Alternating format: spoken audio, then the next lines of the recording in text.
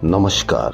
देश और दुनिया की तमाम फटाफट खबरों में आपका स्वागत है। खबरों के लिए आपसे निवेदन कि यदि आपने हमारे चैनल को सब्सक्राइब नहीं किया है तो कृपया करके आपके अपने को सब्सक्राइब करना ना भूलें। आप सब्सक्राइब करते हैं तो हमें हिम्मत होती है सही और सच्ची खबरें आप तक पहुंचाने की। वरना मीडिया किस तरह से झूठी खबरें फैलाता है, फिर उसके लिए माफ़ी मांगता है। यहाँ तक कि स्वर्ण मंदिर में भी उन्होंने कई चीज़ें तैनात करने के लिए एक अपने मीडिया रिपोर्ट्स में कह दिया। फिर सेना ने कहा कि ऐसा कोई तैनात नहीं किया गया है, तो बाद में मीडिया रिपोर्ट्स के आधार पर उन्होंने कहा कि इस तरह की मीडिया रिपोर्ट्स में चल रही है कि वहां तैनात कर दिया गया है। जबकि मीडिया रिपोर्ट्स में एक ऐसा चैनल जिसने इस्तांबुल में एक कांग्रेस सेंटर की एक फोटो दिखाई, इस्तांबुल कांग्रेस की वहां फोटो लगाकर बताया कि यह कांग्रेस का ऑफिस है। फिर बाद में उसने माफ़ी मांगी कि नहीं, यह कांग्रेस का ऑफिस नहीं है। तो इस तरह से झूठी मूठी खबरों से आपको कितना ज्ञान मिलता है यह आप भली भांति जानते हैं। तो क्या है आज की बड़ी खबरें? जी हाँ, बड़ी खबर में पूर्व प्रधानमंत्री राजीव गांधी की आज 34वीं पुण्यतिथि है। इस मौके पर कांग्रेस नेता राहुल गांधी और पार्टी अध्यक्ष मल्लिकार्जुन खड़गे दिल्ली के वीर भूमि पहुंचे और उन्हें श्रद्धांजलि दी। राहुल गांधी ने एक्स पर पापा राजीव गांधी के साथ बचपन की फोटो शेयर की। लिखा, पापा आपकी यादें हर कदम मेरा मार्गदर्शन करती है। आपके अधूरे सपनों को साकार करना ही मेरा संकल्प है और मैं इन्हें पूरा करके रहूंगा। मल्लिकार्जुन खड़गे ने एक्स पर लिखा, राजीव गांधी जी भारत के एक महान सपूत थे जिन्होंने करोड़ों भारतीयों में नई उम्मीदें जगाई। मल्लिकार्जुन खड़गे आगे लिखते हैं कि राजीव गांधी की दूरदर्शी सोच और साहसी फैसलों ने भारत को 21वीं सदी की चुनौतियों और अवसरों के लिए तैयार किया। उनके अहम कामों में 18 साल की उम्र में वोट देने का अधिकार देना, पंचायती राज को मजबूत करना, टेलीकॉम और IT क्रांति की शुरुआत करना, कंप्यूटराइजेशन को बढ़ावा देना, शांति समझौते करवाना, टीकाकरण प्रोग्राम शुरू करना और सबको साथ लेकर चलने वाली नई शिक्षा नीति लाना शामिल है।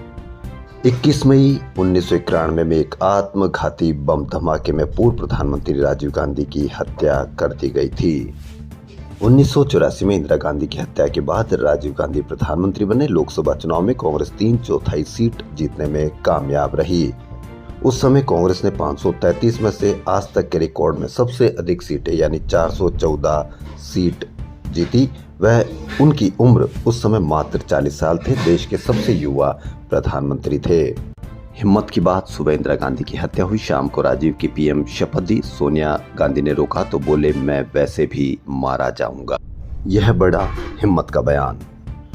बीजेपी और कांग्रेस के बीच पोस्टर वार छिड़ गया। बीजेपी नेता अमित मालवीय ने 2 पोस्टर जारी किए। एक में राहुल गांधी का चेहरा पाकिस्तान आर्मी चीफ आसिम मुनीर के साथ मिक्स किया और दूसरे पोस्टर में उन्हें मीर जाफर बताया, जिसमें राहुल PM शहबाज शरीफ की पीठ पर चढ़े हुए हैं। इसके जवाब में कांग्रेस प्रवक्ता पवन खेड़ा ने भी पोस्टर शेयर किया और विदेश मंत्री S जयशंकर को जयचंद करार दिया। राहुल 4 दिन में 2 बार विदेश मंत्री पर निशाना साध चुके हैं। राहुल ने जयशंकर पर पाकिस्तान को एयर स्ट्राइक की जानकारी देने का आरोप लगाया था। वहीं कांग्रेस ने एक और पोस्टर जारी किया जिसमें प्रधानमंत्री मोदी की खबर पाकिस्तान के पूर्व प्रधानमंत्री नवाज शरीफ के साथ मिक्स की और उन्होंने वन बिरयानी का इस तरह से पोस्टर में टाइटल लिखकर दोनों में पोस्टर वार छिड़ गया है। अब देखना यह है कि किस तरह से ये पोस्टर वार रुकेगा। एक और मीडिया की झूठी खबर। जी हां, स्वर्ण मंदिर में एयर डिफेंस गन तैनात नहीं की, यह सेना ने स्पष्ट किया है। सेना ने स्पष्ट किया कि ऑपरेशन सिंदूर के दौरान स्वर्ण मंदिर परिसर में एयर डिफेंस गन तैनात नहीं की गई थी। कुछ रिपोर्टों में कहा गया था कि स्वर्ण मंदिर प्रबंधन ने ड्रोन और मिसाइल से निपटने के लिए एयर डिफेंस गन की अनुमति दी थी। सेना ने कहा कि कुछ मीडिया रिपोर्ट्स में स्वर्ण मंदिर में एयर डिफेंस गन तैनात करने की बात कही गई है। श्री दरबार साहिब परिसर में एयर डिफेंस गन या संसाधन तैनात नहीं किए गए थे।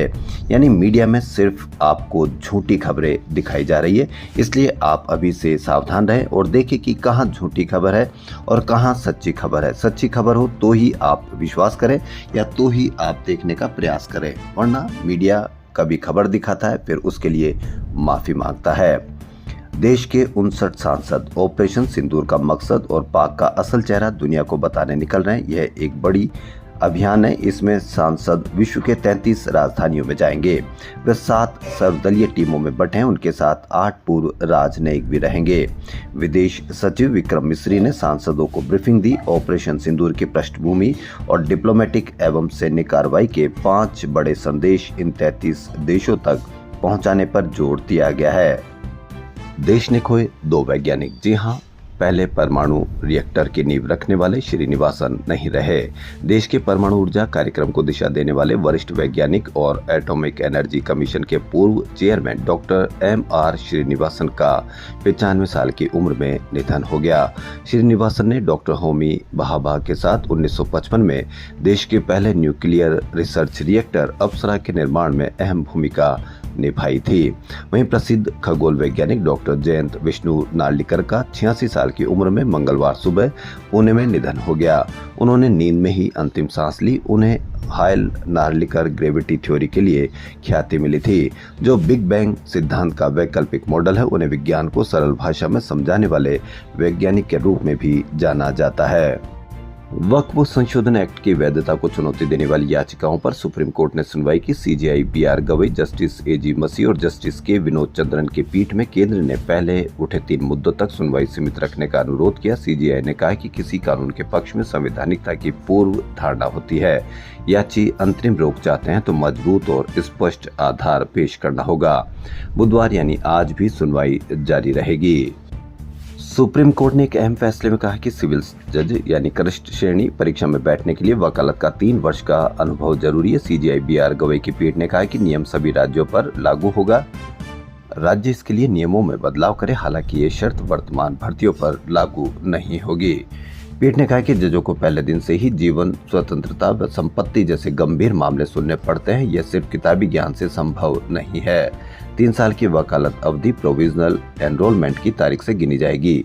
यह 10 साल पुराने अधिवक्ता द्वारा प्रमाणित हो। यदि कोई उम्मीदवार जज के लॉ क्लर्क के रूप में भी काम कर चुका है तो उसे भी अनुभव माना जाएगा। चयनित अभ्यर्थियों को 1 वर्ष का अनिवार्य न्यायिक प्रशिक्षण लेना होगा। अमेरिकी राष्ट्रपति डोनाल्ड ट्रंप ने यूक्रेन रूस युद्ध को समाप्त करने के अपने पुराने वादे से पलटते हुए दिख रहे हैं। अब इस शांति प्रक्रिया से अमेरिका की भूमिका लगभग समाप्त कर दी है। मंगलवार को रूस के राष्ट्रपति व्लादिमीर पुतिन के साथ 2 घंटे लंबी दोस्ताना फोन बातचीत के बाद ट्रंप ने घोषणा की कि युद्ध विराम के लिए बातचीत तुरंत शुरू होगी, लेकिन अमेरिका नहीं बल्कि रूस और यूक्रेन ही इसकी शर्तें तय करेंगे। पहलगाम हमले के बाद वैष्णो देवी में 60% तक श्रद्धालु कम हो गए। श्रद्धालु कम हो गए तो यह किस पर नुकसान होगा, किसका नुकसान होगा, इसका आप अंदाजा लगा सकते हैं। पूरे जम्मू कश्मीर में पर्यटन की वजह से ही उनका रोजगार चलता है। रोजगार घट जाएगा तो किसको कितना नुकसान होगा, यह आप आने वाले समय में देख सकेंगे। बहुत मुश्किल से जम्मू कश्मीर में पर्यटकों की संख्या बढ़ी थी, लेकिन पहलगाम हमले के बाद वैष्णो देवी जैसी जगह में भी 60% तक श्रद्धालु घट गए हैं।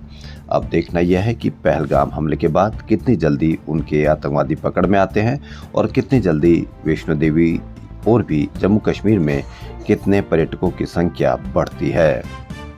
तो देश और दुनिया की तमाम फटाफट खबरों में फिलहाल इतना ही। यदि आपको हमारा चैनल पसंद आए तो लाइक, सब्सक्राइब और शेयर अवश्य करें। धन्यवाद।